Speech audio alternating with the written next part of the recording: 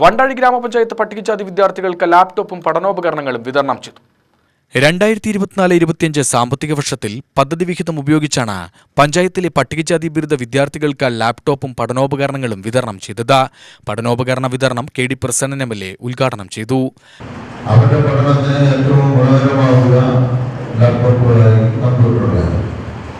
സ്വാഭാവികമായി ഇൻഫർമേഷൻ ടെക്നോളജിയുടെ ഈ കാലത്ത് ഇത്തരം ഡിജിറ്റൽ ഡിവൈസുകൾ വാങ്ങാൻ സാമ്പത്തികമായ ശേഷിയില്ലാത്ത രക്ഷിതാക്കൾക്ക് അവരുടെ കുട്ടികളുടെ ആവശ്യം നിർവഹിച്ചു കൊടുക്കാൻ വേണ്ടിയില്ല.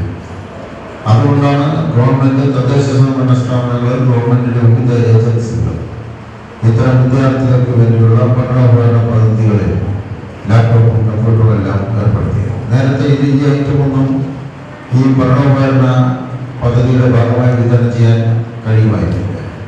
എന്നാൽ ഇത് കേരളത്തിൽ വ്യാപകമായി പഠനോപകരണത്തിൽ ഏറ്റവും കൂടുതൽ വിതരണം ചെയ്യപ്പെടുന്നത് ഇത്തരം ലാപ്ടോപ്പുകളും കമ്പ്യൂട്ടറുകളും.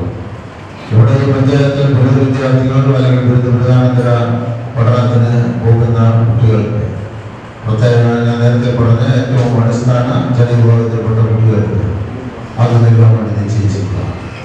അപ്പോൾ അത് ഇത്തരം പഠനോപകരണങ്ങളെല്ലാം നമ്മൾ കൈവയ്ക്കുമ്പോൾ ആഗ്രഹിക്കുന്നത്, നാട്ടിലെ ജനങ്ങളായി ആഗ്രഹിക്കുന്നത് നന്നായി നമ്മുടെ കുട്ടികൾ പഠിക്കണമെന്നാണ്.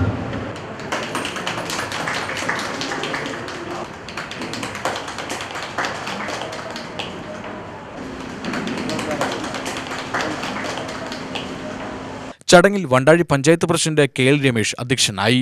P ശശികല, മാരി സെയ്താലി, P ശശികുമാർ, സുനിത മുരളീധരൻ എന്നിവർ പ്രസംഗിച്ചു. UTV news, Palakkad.